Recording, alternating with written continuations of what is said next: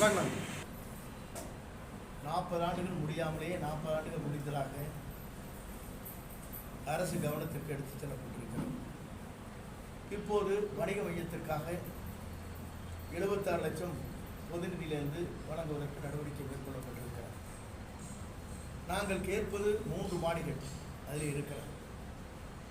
இப்போது கட்டப்படுகிற இந்த நிதியில் ஒரு மாடிகள் ஒரே ஃப்ளோர் மட்டும்தான் கட்ட முடியும். அதற்கு மேலே இதற்கு நிதி இல்லை. இரண்டாவதாக, மூன்றாவதாக இதில் இருக்கின்ற குறைபாடுகள் என்ன என்று சொன்னால், அரசுக்கு சரியான முறையிலே கவனத்தை எடுத்துச் செல்லவில்லை துறையின் சார்பாக. 40 ஆண்டு காலம் முடிந்து அதை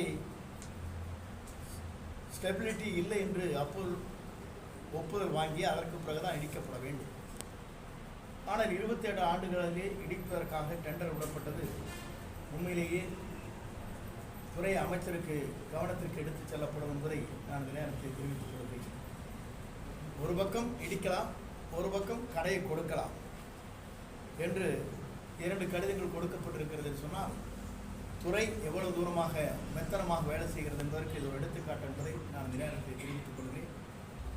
40 ஆண்டு காலத்திற்கு பிறகுதான் இடிக்கப்பட வேண்டும் என்ற நிலையிலிருந்து கூட 28 ஆண்டிலே 40 ஆண்டு முடிந்துவிட்டது என்று கொடுக்கப்பட்டிருக்கிறது. அதே கூட சரியான தகவல் அல்ல. டெண்டர் 14ஆம் தேதி என்று இருக்கின்ற கடைகளுக்கு வழங்கலாம் என்று டெண்டர் விடப்பட்டதற்கு பிறகு 16ஆம் தேதி என்று இடிக்கலாம் என்று ஆன்லைன் மூலமாக கொடுக்கப்பட்டது. அதைவிட கவனக்குறைவு என்பதை நான் இந்த நேரத்தில் தெரிவித்துக் கொள்கிறேன்.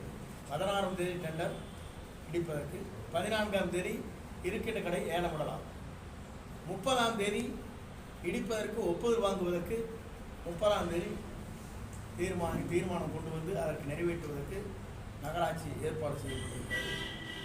முழுமையாக இதற்கு 3 மாடிகள் கட்டுவதற்கு முழு தொகை ஒதுக்கியதற்கு பிறகு இங்கே இருக்கிற நகராட்சியின் உறுப்பினர்களுடைய ஒப்புதல் பெற்று கடைகள் இருக்கின்றவர்களுக்கு அவர்களே அழைத்து பேசி அதற்கு பிறகு அவருடைய ஒப்புதல் பெற்றதற்கு பிறகுதான் இந்த பணிகளை மேற்கொள்ள வேண்டுமே தவிர 28 ஆண்டுகளிலே இடிப்பது என்பது சாத்தியமாக இருக்கிறார்.